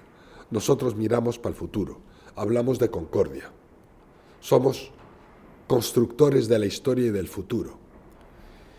Y yo creo que cuando una sociedad, un grupo, un país reconoce errores del pasado, ese país, ese grupo, esa sociedad es moralmente mejor. Y en efecto, como todos sabemos, en ese momento habían comunidades judías que corrían peligro en Turquía y en Venezuela. Y pensábamos mucho en esas comunidades judías. Así también lo entendió el ministro de Justicia. Y tengo que subrayar que esa ley, la Ley 12/2015 de 24 de junio, fue aprobada en Cortes por unanimidad. Y eso dice mucho de la madurez de la sociedad española. El grupo mixto, compuesto en ese momento por Bildu y por el Partido Comunista, no votaron a favor, pero se abstuvieron. Y Bildu defendió el contenido de la ley. Y nosotros, judíos españoles, nos sentimos orgullosísimos de que se haya aprobado esa ley y se ponga punto final al edicto de expulsión, porque esto sí pone punto final al edicto de expulsión. ¿Cuántas personas han acogido a esa ley? No existen todavía números oficiales, el Ministerio de Justicia no lo ha hecho público. El último número que hizo público fue el de hace unos meses y eran 156.000, pero nosotros creemos que pasará ese número de 200.000 solicitudes, siendo la mayoría no judíos. Pero como bien sabemos, la ley no hace referencia al factor religioso, sino el factor fundamental es el origen sefardí. Y son muchas las familias que han descubierto en América Latina, fundamentalmente en México, en Colombia, en Venezuela, su origen sefardí. Y que salieron de España porque no se convirtieron al catolicismo y fueron expulsados como judíos. Siendo muy importante, como ha dicho esta ley, también poner algún pero, habría que decir que los criterios que se exigieron para adquirir la nacionalidad a través de la ley fueron bastante exigentes, creo, y el hecho de que haya caducado, es decir, es de 2015 pero ya no está vigente, y me llama la atención, ¿no?, por el hecho de que las ganas de ser español que se demuestra por los sefardíes es evidente, ¿no? Después de 500 años quieren ser españoles, ¿no?, que hoy en día es muy destacable. ¿Ha quedado entonces ya derogada esta ley? ¿Es posible que se amplíe, se reforme, haya más plazo? Desde luego la Ley 12/2015, 24 de junio, ha terminado, su vigencia ha terminado, el pasado 1 de octubre. Nuestra intención era una ley más amplia, más generosa, así lo entendió el ministro Ruiz Gallardón, pero, como en todas partes, no hubo unanimidad en el seno del gobierno español. Y por eso hemos tenido una ley más compleja, más exigente, a veces incluso torpe o contradictoria, más farragosa, y los requisitos que se exigieron al solicitante fueron a veces muy duros, porque no solo había que demostrar el origen sefardí y hablar español, sino que había que demostrar la vinculación actual con España y además venir a España para firmar el acta de notoriedad delante de un notario. Por tanto, no fue fácil, no era lo que hubiéramos querido, pero la Federación de Comunidades Judías de España decidió no impugnar esta ley, no protestar, sino negociar, y creemos que era mejor, que fue mejor, tener una ley un tanto torpe, un tanto contradictoria, que no tener esa ley. Y bueno, en cualquier caso, podemos hablar de éxito. En España hay un tribunal rabínico autorizado por Israel. ¿Qué función tiene este tribunal? Bueno, a lo largo de la historia del pueblo judío, el factor justicia es tremendamente importante. No hay vida judía sin tomar en consideración la justicia. El tribunal rabínico es muy importante a muchos efectos en la vida judía comunitaria. Cuando se plantea un conflicto entre miembros de la propia comunidad, normalmente se acude a un tribunal rabínico. Contrariamente a lo que se cree, no se necesita ni un rabino ni un tribunal rabínico para casar a un hombre y una mujer de la comunidad judía, pero sí para el divorcio y sí para resolver casos conflictuales, incluso en el tema de negocios. Entonces, en Marruecos teníamos, por ejemplo, y lo digo bien, en Marruecos, país árabe y musulmán, teníamos un tribunal rabínico reconocido por el Estado y cuya decisión tenía eficacia reconocida a nivel jurídico. En España no tenemos ese reconocimiento y nos acogemos a la ley española vigente. Ahora, es verdad que tenemos un tribunal rabínico para la conversión de aquellos que quieren convertirse al judaísmo o para el caso de divorcio. El tribunal rabínico para comunidades ortodoxas como las nuestras no proceden, contrariamente a lo que se cree, de Israel, sino de Europa. Y el acuerdo, la Federación de Comunidades Judías de España lo tiene firmado con la Conferencia Europea de Rabinos, y ese es el tribunal que viene a visitarnos en caso de necesidad. Hablado de la conversión, estamos en Mallorca y aquí están los chuetas, los descendientes de judíos conversos de Mallorca. ¿Son los chuetas judíos? ¿Puede un tribunal rabínico reconocer a un chueta su retorno al judaísmo sin que haya conversión religiosa? La conversión es difícil, ¿verdad? Bueno, en primer lugar, el chueta es un elemento fundamental de la historia del pueblo judío en España, de la comunidad judía en España. Y cuando se habla de chuetas, se habla de los judíos que permanecieron aquí, de los judíos de Mallorca. No hay chuetas en Madrid o no hay chuetas en Ávila, sino cuando se habla de chuetas se habla de los judíos de Mallorca. Y normalmente se han reconocido por los apellidos, por 10 o 15 apellidos, que algunos han llegado a llamar apellidos malditos. Y de hecho existió hasta los años bien entrados los 60 o quizá los 50 algún tipo de prejuicio y de estereotipo con respecto a los chuetas. Y de llamar chueta a alguien aquí en Mallorca era muy despectivo. Hoy afortunadamente eso se va resolviendo.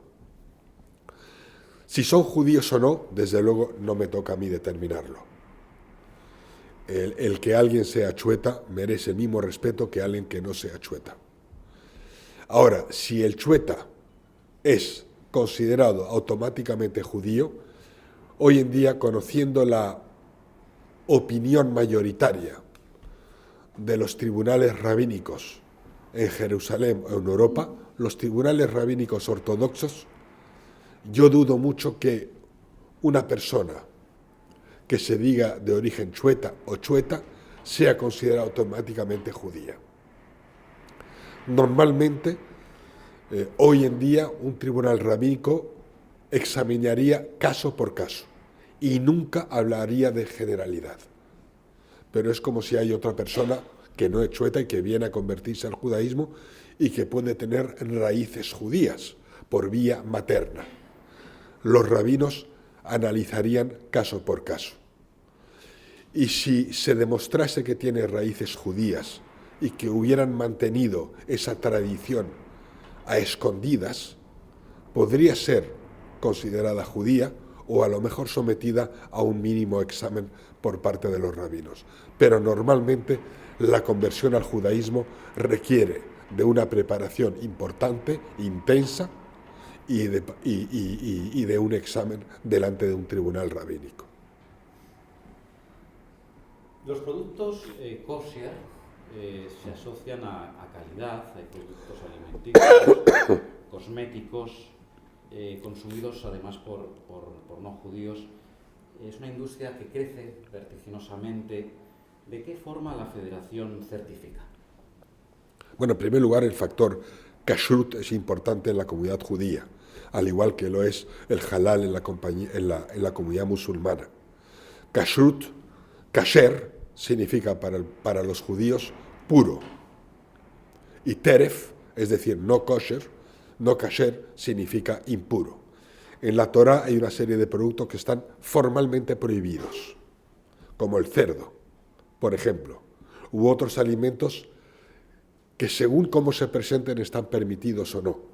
Es decir, podemos comer carne, sí, siempre y cuando se cumplan una serie de condiciones. Es decir, ¿la carne es automáticamente kasher? No. ¿La carne se prohíbe automáticamente? No. Pero tiene que ser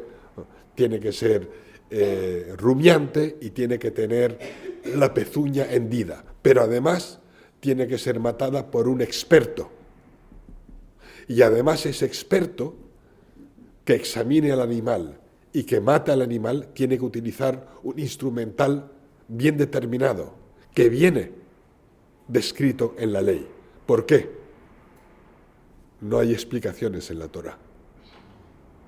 La Torá no da explicaciones. La Torá dice, Naaseh benishma. Escucha, luego comprenderás. Haz, luego comprenderás. Haz, luego comprenderás. No hay explicaciones. El origen de todo eso normalmente es espiritual.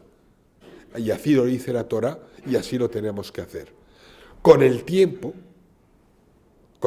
la Torá tiene casi 4.000 años, pero con el tiempo vamos comprendiendo que algunas de estos factores hacen alusión a la higiene o a la salud. Y eso es muy importante. Tampoco podemos comer cualquier pescado. Si no tiene aletas, si no tiene escama, no se puede comer. ¿Hay explicación? No hay explicación. ¿Lo comprenderemos con el tiempo? Lo comprenderemos. Tampoco podemos sentarnos a la mesa sin lavarnos las manos y decir una oración. Tampoco podemos beber agua o vino sin decir una oración y mirar a lo que se está bendiciendo. ¿A qué hace referencia eso? La Torá no lo explica, pero sí hay científicos que hablan de esa comunicación visual y espiritual a través de la transmisión de ondas. No sabemos todo todavía, pero hemos de hacerlo. Algunos judíos lo respetan y otros no. Pero sí es sinónimo de calidad, sí hoy el producto kasher está consumido por no judíos, y sí hoy hemos llegado a la Federación a acuerdos con las mayores agencias certificadoras de kashrut en Estados Unidos y en Inglaterra para poder exportar producto español realizado o fabricado en España con el sello kasher. Estamos ante cambios importantes en materia de gestión de la libertad religiosa. El Ministerio de Presidencia es ahora el competente en la cuestión. Hay una Subdirección General de Libertad Religiosa. La pregunta es, ¿cuál es su valoración de estos cambios? Pero sobre todo, ¿cuál es su valoración del hecho religioso actualmente en nuestro país? Yo te agradezco la pregunta, es interesante y es importante. Los judíos defendemos el respeto al factor religioso en el seno de la sociedad. Es muy importante. ¿Qué ocurre cuando se mata a Dios?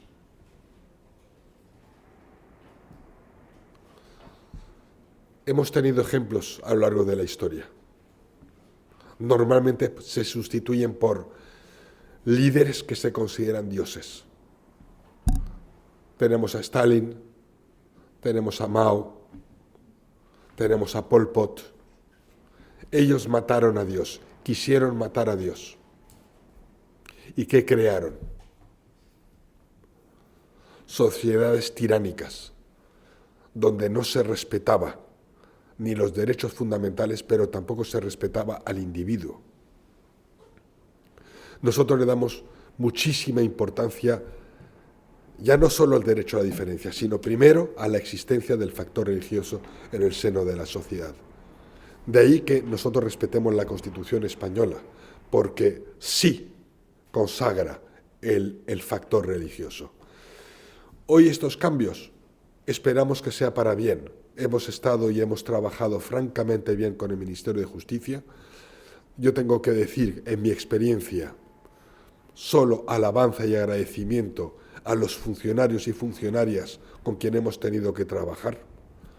Y esperamos, como decía también Mariano, da la impresión que se ha elevado el nivel en importancia y esperemos y esperamos y deseamos que se siga respetando el factor religioso en el seno de la sociedad española y el derecho a la diferencia.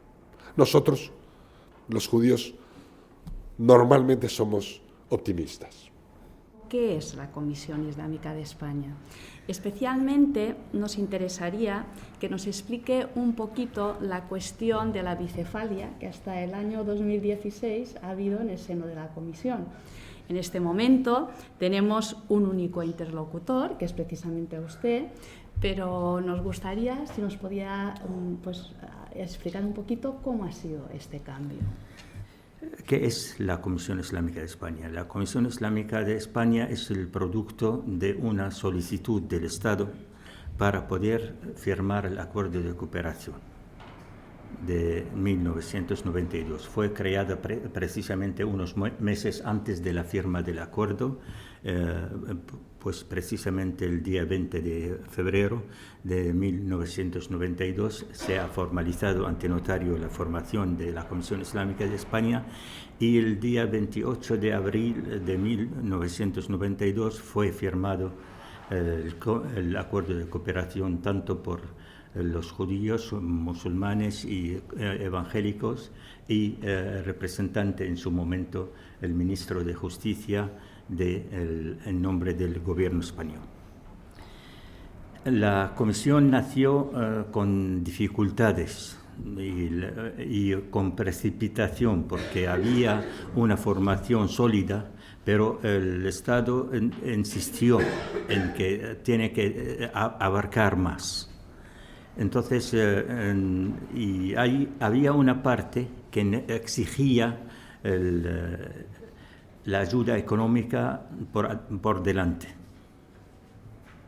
Entonces, nosotros no quisimos repetir la experiencia de Italia. Los musulmanes también han caído en esta trampa y, por lo tanto, hasta este momento no tienen un acuerdo con el Estado italiano. Nosotros hemos exigido firmar el acuerdo y luego ya negociar con el Estado cualquier otra cosa. Salió formada por dos secretarías, bicefalia, y precisamente hasta aproximadamente el 1996 no hubo nada relevante, hasta incluso más. En 1999, los tres representantes de las tres confesiones aquí presentes hemos solicitado un sistema, puede ser económico, por separado lo hemos presentado, pero un sistema económico más justo comparado con lo que tenemos en España. fue prácticamente no contestadas las cartas, y yo sé que la Iglesia, o mejor dicho, la fe evangélica en su momento también presentó y dialogó, hasta incluso ha llegado a los tribunales, y luego por vacío legal no se prosperó esta materia. La Comisión Islámica de España, siempre algunas administraciones alegaban que hay 2 representantes, y por lo tanto, ¿con quién hablamos? Hasta aproximadamente en 2015, cuando nos hemos juntado los 2 representantes y fueron modificados los estatutos de la Comisión Islámica, y con esta modificación se ha celebrado luego ya una asamblea más grande, es decir, elegir representación de las comunidades islámicas en proporción, para elegir 25 personas, que son prácticamente un pequeño parlamento de los musulmanes en España.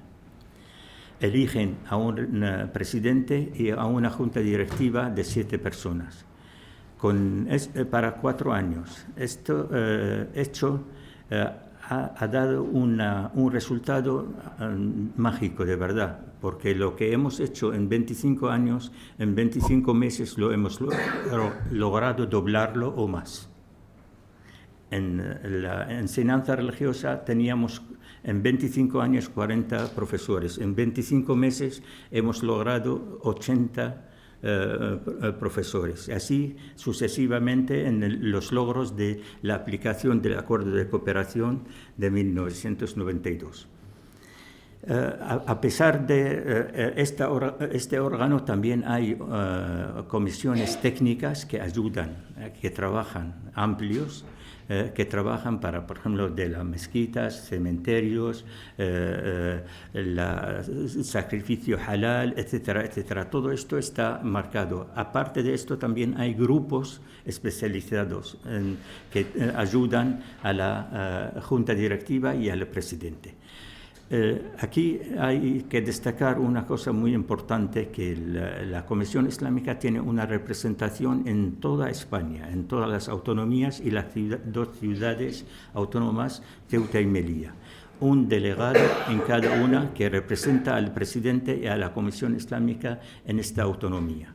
Así, de esta forma, no hace falta buscar, una vez nombrado el delegado de tal, inmediatamente se envía una carta al presidente de la autonomía y al delegado del gobierno para que se reconozca su presencia y acuda a él también en cualquier problema de los musulmanes en la autonomía. Yo creo que esencialmente esto, a partir de 2016, cuando se ha hecho ya un cuerpo efectivo de la representación de los musulmanes españoles en España. La Ley Orgánica de Libertad Religiosa cumple 40 años, estamos de aniversario. ¿Qué supuso en el momento de la entrada en vigor de esta ley? ¿Qué significa a día de hoy? ¿Cree que realmente es necesario ese cambio? ¿Qué puede suponer una nueva ley orgánica en materia religiosa? Supuso mucho, de verdad. Antes los musulmanes no podíamos decir que hay una mezquita, porque le llamábamos siempre centro cultural islámico o centro estudiantil musulmán, así de esta forma, hasta la ley del 67. Cuando ya se permitía, a través de esto se permitía fundar o declarar ser. Sin embargo, siempre somos extranjeros. La historia no importa. Ahora lo que hay en esta ley Creo que fue una inspiración de muchos estados sudamericanos y del este de Europa. Yo he estado presente en la negociación con el Ministerio de Justicia de muchos representantes de Hungría, de Bulgaria, por ejemplo, de Ecuador, etc. Es una ley pequeña, pero como dijo, y lo suscribo totalmente lo que dijo Mariano Blázquez, sobre la importancia de esta ley. No es el contenido, sino el desarrollo del contenido. La Carta Magna, la Constitución Española, si no hubo bastantes leyes para desarrollarla, puede morir. Y igualmente, esta lo que hacía falta es desarrollarla. Y yo he sido un miembro de la comisión redactora de esta ley, con el jefe del grupo, y hemos añadido, protestado porque ponían confesiones y iglesias. Digo, no, los musulmanes consideramos también la denominación de comunidad, y luego los judíos lo aprobaron también. Por eso hay iglesias, confesiones religiosas y comunidades. También hubo muchos añadidos en la misma ley a través de una propuesta nuestra, especialmente por el Ministerio de Culto. Nosotros no tenemos ministro ni Ministerio de Culto. Es una persona normal, está altamente formada para ocupar este puesto. El derecho de la confesión tampoco lo tenemos. Y especialmente esto radicó mucho en la negociación con el Estado a la hora de firmar el acuerdo de cooperación. Yo creo que es una ley que puede vivir si se desarrolla. Si no, la queremos matar, es fácil no desarrollarla. Un poco al hilo de lo que han comentado los dos ponentes que le han precedido, ¿ustedes tienen la impresión de que en España efectivamente si no eres católico o eres ateo o eres agnóstico, eres un extranjero? ¿También se hace sentir a los musulmanes un poco extranjeros o muy extranjeros? Bueno, como mencionabas que te gustan anécdotas históricas, yo me acuerdo el día 14 de julio de 1989, cuando, he dicho 900, ¿no? Sí. Entonces, me acuerdo que por unanimidad la Comisión Asesora de Libertad Religiosa aprobó el notorio arraigo del Islam en España. Es un requisito de la Ley de Libertad Religiosa para empezar a negociar con el Estado el acuerdo de cooperación. Estaba presente, o mejor dicho, después de la votación, bajó a la comisión asesora el ministro Enrique Mojica y se sentó al lado mío, o mejor dicho, yo estaba al lado suyo. Entonces, y me dijo, Riad, dicen que necesitáis notorio arraigo en España. Necesitáis quitar de aquí primero los naranjos y los olivos, los nombres de todos los pueblos de Valencia, de Madrid, de tal. Tenéis que quitar inmediatamente la Alhambra, la mezquita, catedral. Y claro, de forma irónica lo está diciendo, ¿sabes? Dice, los musulmanes, pero la ley lo exige, por eso lo estamos haciendo. Yo creo que nosotros no nos sentimos ajenos. Lo que a veces la conducta de ciertas personas creen que, hasta incluso yo pregunto, ¿hasta qué generación nos van a considerar españoles? ¿La tercera, la cuarta, la quinta? ¿O simplemente por ascendencia ya eres extranjero? ¿Cómo valora el reciente cambio de dependencia del Ministerio? Muchos años, históricamente, la materia de libertad religiosa se ha gestionado desde el Ministerio de Justicia, ahora pasamos a depender del Ministerio de Presidencia. ¿Es positivo, es negativo, pros y contras de este cambio? Bueno, como optimistas, los musulmanes esperamos mejora, por supuesto, por subir el nivel de presentación y representación. Pero todavía estamos en la duda, no tenemos nada. Nosotros hemos recibido una carta invitándonos a un primer encuentro, primera entrevista con la vicepresidenta y es la también ministra de Presidencia, pero no fijó ni la fecha ni el día.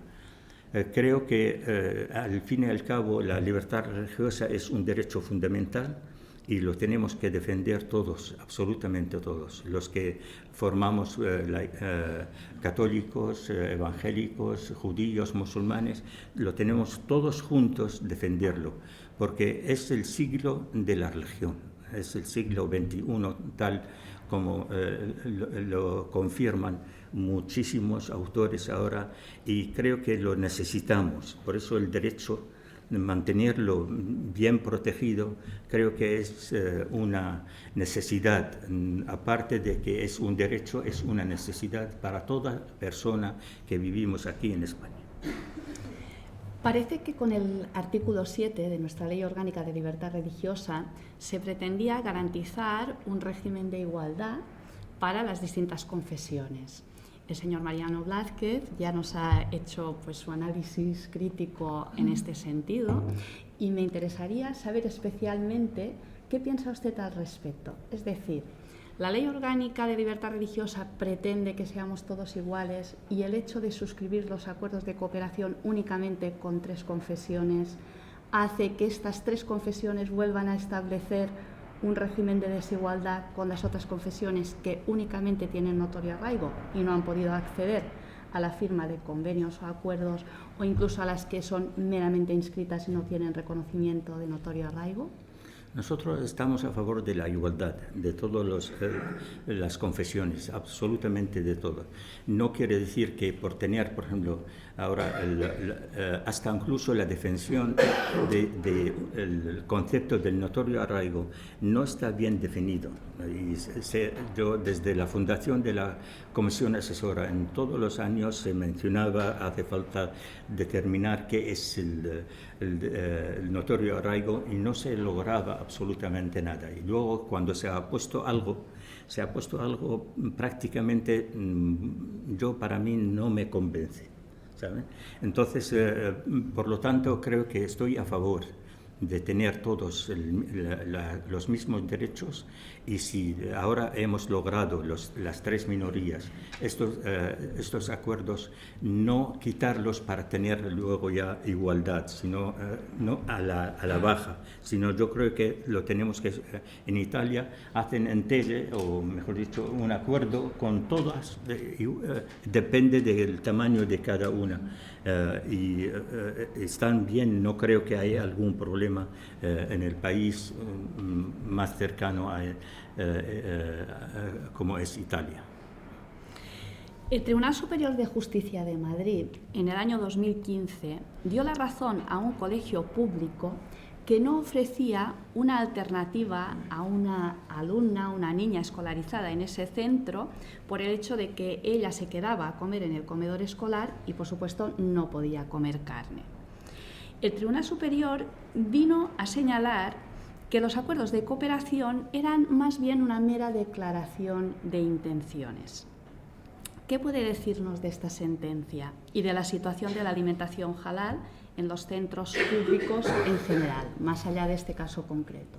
Esto es lo que no deseamos, de verdad, que sea simplemente el acuerdo de cooperación, la ley, una mera declaración. Esto lo que queremos es aplicarlo y que la gente de verdad siente que hay un derecho y gozan de ello. Sin embargo, el Tribunal de Madrid olvida totalmente que en varias partes de España, especialmente por ejemplo en Cataluña, el derecho por razón religiosa tienen derecho a pedir un menú especial por razón religiosa, y lo tienen en el reglamento contemplado hace años. Hay algunas autonomías y Ceuta y Melilla, por ejemplo, Ceuta y Melilla no hay una norma, sin embargo se aplica al 100%. En Extremadura tampoco hay una norma, pero se aplica. Entonces, yo creo que el tribunal, en vez de ayudar a profundizar en el derecho a la libertad religiosa, y saben perfectamente que es un mandamiento religioso muy, muy claro en el Islam, sin embargo, opta por lo contrario. Y echan la culpa, a veces también los directores, al subcontrata, el que hace el catering. Y nosotros hemos hablado con ellos y estaban preparados para, si lo pide la dirección del colegio, lo pueden ofrecer fácilmente, no tienen ninguna pega. Pero cada uno echa la pelota al otro lado. Los musulmanes cuentan con organismos propios para analizar la situación de la islamofobia en España, como es el caso del Observatorio Andalusí y del Observatorio de la Islamofobia en los medios. Las fuerzas y cuerpos de seguridad del Estado dicen que la radicalización islamista se está produciendo también principalmente por Internet. ¿Estos organismos solo colaboran para detectar la islamofobia o también hay colaboración para detectar la radicalización en España? Bueno, yo creo que las comunidades islámicas en general son vigilantes siempre y miran por el bienestar no nada más de ellos como musulmanes, sino de la sociedad en general. Por lo tanto, cualquier fenómeno que lo ven, por ejemplo, incorrecto, cualquier cosa, no sea radicalización, hasta incluso una opinión rara que no acorde con los valores islámicos, inmediatamente toman medidas. Si es la persona del imam, inmediatamente le despiden, le dicen, por favor, hemos terminado el contrato contigo y tal. Si entre ellos también hay siempre unas juntas internas en cada comunidad y estudian los problemas que tienen.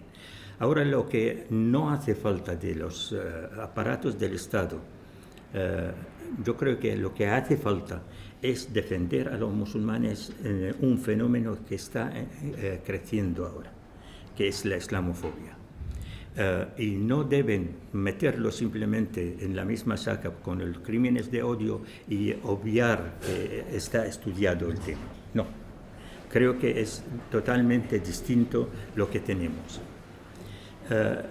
Ahora, estamos colaborando con todo el mundo, estamos trabajando hasta incluso día y noche para la convivencia sana y pacífica en España. No hay una cosa concreta que nos dan, no hubo ningún intento de acercarse los medios, los aparatos del Estado de seguridad para ayudar o colaborar sin recibir bienvenida y también colaborar. Yo creo que pero el fenómeno de radicalización no es propio de los musulmanes nada más.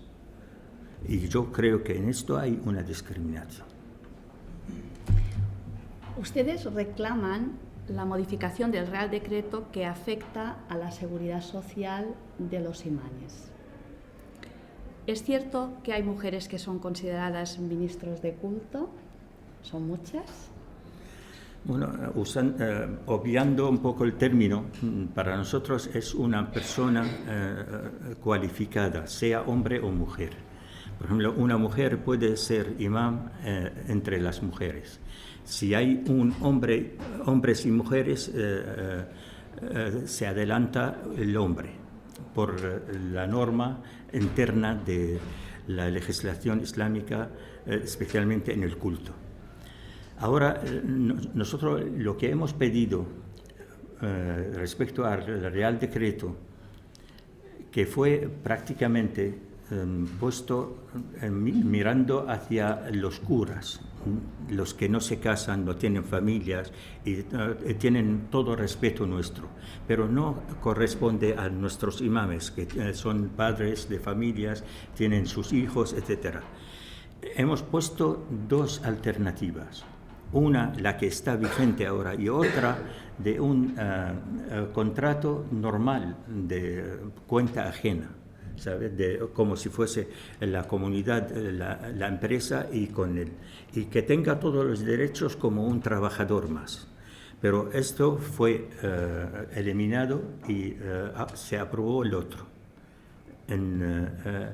Yo creo que hace falta retomarlo y a mí me prometieron retomarlo y dejar las dos opciones, si quieren esta con una tasa determinada o no, con un contrato normal por cuenta ajena. En enero hubo un manifiesto por la Comisión Asesora A2 del País Vasco, que está compuesta por representantes de las comunidades musulmanas e institucionales, en el que, entre otras cosas, apuestan por la igualdad de género, rechazando cualquier forma de violencia, agresión o abuso sexual hacia las mujeres. ¿Tienen más propuestas de este tipo? ¿Están trabajando en este sentido? Yo creo que el único acto que desde la fundación en 2018 hasta ahora, simplemente el acto que vimos con el presidente del gobierno vasco y simplemente destacando este fenómeno. Creo que ¿acaso el señor presidente del gobierno lo haría con otras confesiones? Una pregunta simplemente. En materia de enterramientos, hay comunidades autónomas que permitan enterrar conforme a la forma musulmana, otras en cambio no. ¿Nos puede ilustrar un poco acerca de en qué consiste el enterramiento islámico y en qué comunidades autónomas se puede practicar sin problema? Bueno, el enterramiento natural que propicia el Islam es tenerlo directamente el cuerpo humano en una tónica de dos partes, dirigido la cara hacia la Meca, directamente al suelo, sin ataúd. Esto lo modificó Andalucía hace ya bastante años y en toda Andalucía se entierra según la norma islámica. En Ceuta y Melilla, sin norma, también se aplica el enterramiento islámico. En Murcia igual, pero sin norma, ¿sabe? Ahora hay una norma, yo creo que ha salido del Parlamento de Castilla y León, propiciando esta forma y también en Galicia. El resto estamos luchando para tener una ley de policía sanitaria mortuoria para todo el país, como lo hacen, por ejemplo, otros países europeos, y que no hace falta luchar con 20 gobiernos. La Ley 4978 de enterramientos en cementerios municipales prevé la posibilidad de autorizar el establecimiento de capillas o lugares de culto en los cementerios. ¿Cuántos tienen ustedes? De los 36 oficialmente son cementerios musulmanes, el 32 son parcelas cedidas por los ayuntamientos, normalmente por cementerios municipales. Una parte se cede para enterramientos islámicos. Y la de Griñón es un cementerio islámico, fue un cementerio después de la Guerra Civil Española y ahora sigue siéndolo como cementerio musulmán. Hay otro cementerio privado en Fuengirola y el resto prácticamente son todos parcelas en los cementerios municipales. ¿Qué pasa con la asignatura de religión musulmana en la escuela? En algunas comunidades se imparte, en otras no. En la Comunidad Autónoma de las Islas Baleares recientemente se ha firmado un convenio para que se ponga en marcha la enseñanza musulmana en los centros docentes. ¿Hay suficientes alumnos? ¿Hay suficientes profesores? ¿Hay problemas para la impartición? Los alumnos no faltan, desde luego. Son 326, 900 y tantos alumnos, según el censo del 31 del 12 de 2000, XIX, es decir, reciente, no lleva mucho tiempo. Maestros que tengan la cualificación idónea para primaria tenemos pocos, y los que tenemos están en unos sitios distintos a la demanda. Por eso, por ejemplo, en Castilla y León hemos tenido acceso a una demanda en Valladolid, en Zamora, en Burgos, pero sin embargo las horas eran muy pocos para una persona que quiere trasladarse de su domicilio habitual y vivir en otra ciudad. Alquilar una casa, gastos que antes vivían, por ejemplo, en familia, etc. Entonces, esa es la dificultad. Y la segunda dificultad, yo creo que hace falta mirar también con un poco de alturas. Es decir, en su momento, cuando fue aplicado directamente con el gobierno central, han considerado que la gente que tiene licenciatura lo pueden impartir a condición que hagan el CAP en su momento, o ahora el máster de enseñanza religiosa, enseñanza secundaria, o incluso también cualquier formación que ayude en esta materia. Lo han hecho y ha prosperado. ¿Por qué no se aplica ahora en el resto de España? Hasta el momento, la única autonomía que no contesta, no nos contesta, no es que hay diálogo, es Murcia. Y el resto, por lo menos Cataluña, este año hemos tenido inmediatamente ahora intercambiar documentos, y estamos en ello para negociar este año también, empezar por lo menos en núcleos importantes donde la demanda musulmana es muy alta, como Terrassa, por ejemplo, o como Vic. Entonces, esto es lo que estamos trabajando. Hay algunas autonomías que contestan, no hay demanda. Esto hace falta verlo. Entonces, estamos trabajando, pero desde luego, desde hace 4 años hasta acá, prácticamente el tema de la enseñanza religiosa islámica ha trazado otro giro totalmente distinto. ¿Qué les contestaría a quienes sostienen que en un Estado laico como el nuestro, en el que tiene que imperar el principio de neutralidad, es incompatible la enseñanza de la religión islámica en las escuelas? Creo...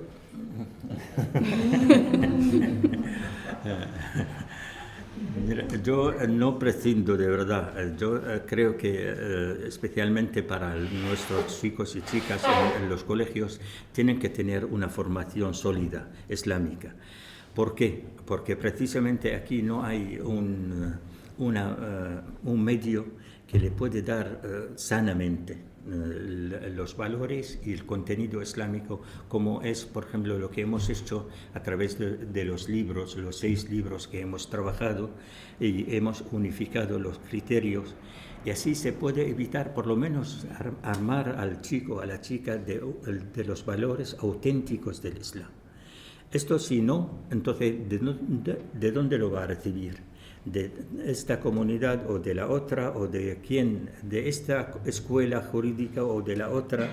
Así, de esta forma se pierde y se queda prácticamente desnudo de una formación idónea.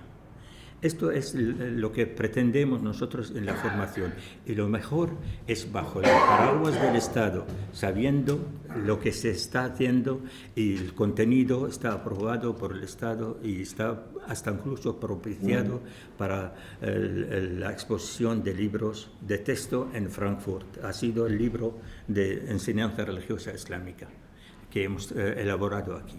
Yo creo que independientemente, estamos en un país laico, pero no laicista, no, desde luego, el derecho a la libertad religiosa tiene que estar totalmente protegido hasta por los laicos, si quieren de verdad una convivencia sana y pacífica. Sin movernos de este ámbito de la educación, de la formación, ustedes han suscrito recientemente un convenio para formación de profesores, precisamente para impartir y para enseñar religión, y también de formación de imanes, según tengo entendido. ¿Nos puede decir si hay más convenios de este tipo con otras universidades y un poco cuál es el objetivo que pretenden ustedes con este tipo de formación? Bueno, hemos tenido 2 experiencias hasta el momento, 2 años consecutivos en la Universidad de Zaragoza. Ahora hemos firmado el convenio con la Universidad de Extremadura para ampliar la colaboración. Esto en aras de tener un máster también de formación de enseñanza religiosa islámica. Yo creo que una vez terminado esto, se puede contar con Sevilla, se puede contar con Madrid también, se puede contar con Alicante, se puede contar hasta incluso en 2 universidades en Cataluña. Por lo tanto, estamos trabajando para que el mayor número de universidades que se comprometan con nosotros y podemos hacer un trabajo digno para los musulmanes y para la sociedad nuestra. Vamos a hablar ahora del velo, de los problemas que pueden surgir. En el mes de enero, una alumna fue echada de su centro de prácticas por llevar velo. Se ha pedido a la Universidad de Lérida que imponga cláusulas a los convenios que firma con instituciones para que no haya discriminación por motivos religiosos. Pensábamos que esto ya estaba superado. Sí. Bueno, este fenómeno creo que hace falta una didáctica bastante compleja para llegar a un buen puerto. Fíjense, la Consejería de Educación de Asturias me mandó una carta solicitando si el velo islámico tiene base religiosa o no. La contestación fue sí, tiene base religiosa. Y no para una chica, sino para una madre que tiene 3 hijos, que quiere mantener este hábito como madre totalmente religiosa. Y desde luego la Consejería de Educación lo aceptó y permitió estar en la clase de máster, no es de cualquier cosa. Hubo una voz en la red y bastante. ¿Por qué está la Comisión Islámica obligando? Nosotros no obligamos, pero tampoco permitimos que nadie imponga ni que quite. Los 2 lados. Ni imponer, tampoco obligar a la gente a no poner el velo. Esto es un derecho personal.